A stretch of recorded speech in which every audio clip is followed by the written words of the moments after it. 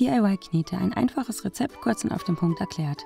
Du kannst für die Knete das Edeka Bio-Weizenmehl nutzen, brauchst Rapsöl, Zitronensäure und Lebensmittelfarbe wie beispielsweise diese hier von Dr. Oetker. Bestell dir alles ganz einfach unter bringmeister.de oder auch per App.